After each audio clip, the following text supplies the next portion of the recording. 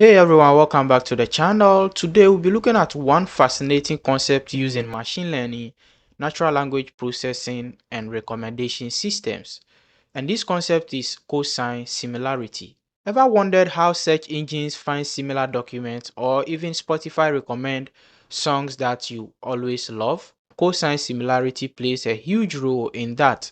In this video, we'll break it down step by step from the math behind it to how it is implemented in Python. Whether you are a beginner, you are a pro, this will give you all the clarity you need. Let's get started. So let's take a look at the table of contents. So today we'll be learning about the introduction to cosine similarity, the mathematical foundation, output interpretation, application of cosine similarity. We'll conclude and also learn how to implement this using the Python programming language. So the first question is, what is cosine similarity?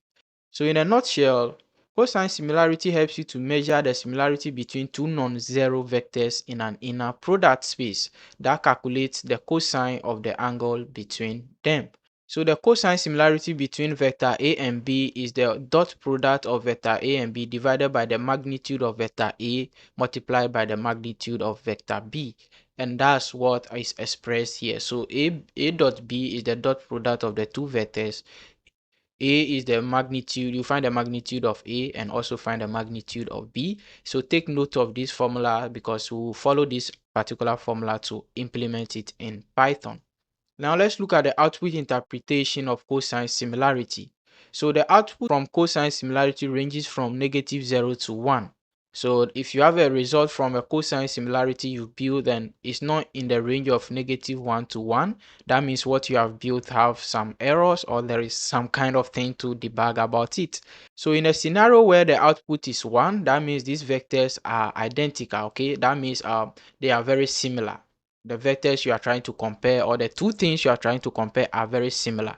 So in a situation whereby the output is equal to 0, that means the two vectors you are trying to compare are orthogonal, okay? That means there is no similarity between them. They are different vectors. Then if the output is -1, that means the vectors are diametrically opposed. They are opposing each other. So actually you will not be getting 1, you will not be getting 0, you will not be getting -1. The output can be all the numbers between -1 and 1. So you can get 0.5, that shows how similar they are. You can get 0.9, that means they are very similar. So it's very hard to get 1, but you can get 1. When you get 1, that means whatever you are comparing are very identical. Now let's look at some applications of cosine similarity. So cosine similarity helps you to do test analysis. You can compare documents to each other and see how similar those documents are. Another key place where cosine similarity is applied is in recommendation systems. So you listen to music a lot, you watch YouTube videos a lot, and most of the time after watching one video, another video is being recommended to you. And these videos, most of the times you like it because these recommendation systems see how similar the videos you've watched in the past are to the one you've just watched and the one they've recommended to you. So cosine similarity is also utilized in machine learning a lot, whereby it helps in measuring similarity in high dimensional spaces. In conclusion, cosine similarity provides a valuable metric for understanding the relationship between vectors, particularly in fields such as data science, machine learning, and natural language processing. Now let's look at how we can implement cosine similarity using Python. So over here in my Visual Studio Code, I'll go ahead and import the math module. I'll also go ahead and import NumPy because you can build this using NumPy as well. So we'll first go ahead and build it using pure Python. Then we'll also build it again using NumPy. Because NumPy makes it very easy, but it's very important you know how to build this without NumPy. So the first thing we are going to do here is to define a function, and we'll call this function cosine similarity. This function will take in two vectors. Okay, in our case we are going to use only two vectors, so let's call them x and y. In this case this will be two lists. Okay, so we'll give two lists to this particular function, and after giving it the list, the first thing we have to do is to find the dot product. Okay, so the dot product between the two lists we are giving it, so we'll say dot product is equal to some parentheses. I'll use list, and inside here I'll use the map function.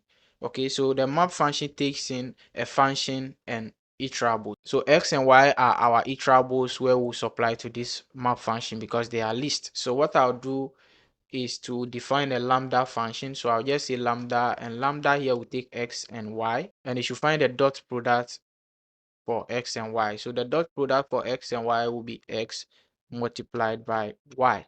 From here, we'll give it our iterables. So our iterables are also x and y. So this is all for finding the dot product. And from here, we can just go ahead and print our dot product. Okay, so right from finding the dot product, the next step is to find the magnitude of the first vector and also the magnitude of the second vector.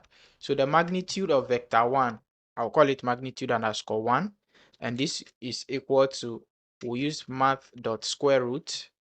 And inside this square root, we'll go ahead and use sum, because whatever we get, we want to sum it. And also, we'll be using the map function. So let's go ahead and convert it to list. And inside this list, we'll now say map, and map here will take our x, and all we want it to return is to return the square root of x. After this, we give it our iterable, and our iterable is x. So this is all we need to find the magnitude of vector 1, in this case magnitude of x. Okay, so this should be a lambda function. Forget to add lambda here. So lambda x, and this should return to us whatever we are trying to get. And we are going to do the same thing to find the magnitude of the second vector. So I'll copy this and paste it right here. And all I'll do is to change x to y. So that we'll do it for our second vector we are sending in here. And I'll call here magnitude 2. I'll change here to y, even though it can work with x. All right, so now this will give us magnitude of the vector 1 and magnitude of vector 2. So we'll go ahead and also print that. All right, so after finding the magnitude, now we can go ahead and find our cosine similarity, which is the dot product divided by magnitude 1 multiplied by magnitude 2. Okay, so this will return our cosine similarity for us. And now to use this function, we can come down here and just call the name of the function. So I'll just call cosine similarity. And inside here, I'll pass in x and y. So let's give it x is equal to list of some numbers. So we'll give it a 4, 2, 4, and 3. And we'll also give it y. So y is now equal to a list of some numbers. Let's also give it 2, 4, and 6. So this will return to us our results, but I'll just print it at once.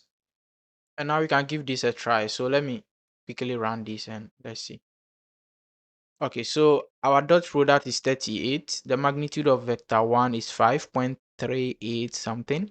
And the magnitude of vector 2 is also 7.48 something. So our cosine similarity is 0.94, and this shows that these two vectors are very similar. And if you look at them, 2, 4, 3, 2, 4, 6, they are very similar.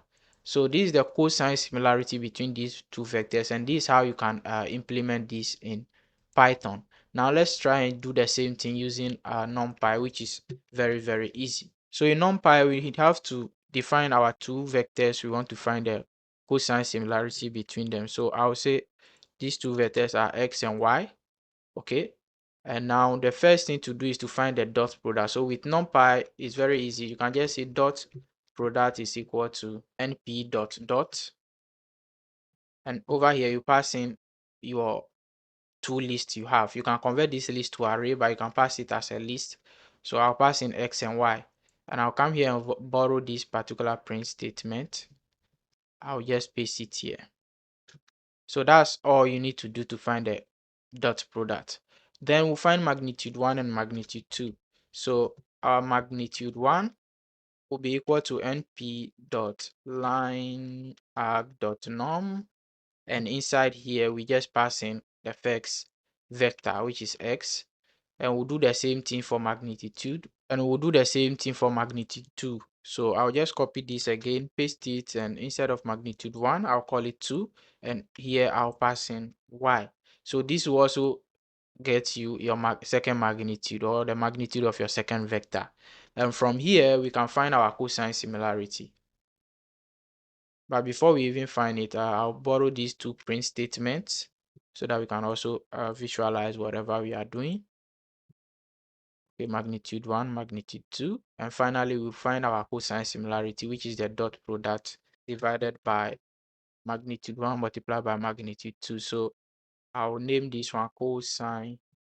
What I'll go ahead and do now is to print it. And now let's give this a try. So let me run this, and over here you can see we got the same answer, 0.9420. So you can see these two vectors are very similar, and if we doubt it, we can use both the one we've implemented in Python and the one we've implemented using NumPy. So let me run this one right now and let's see how the answers are. So you can see it's the same answer. Both NumPy and Python implementation gives us the same answer. The dot product is 38 and the cosine similarity is 0.94, 0.94. So it's closer to 1. That means these two vectors are very, very similar.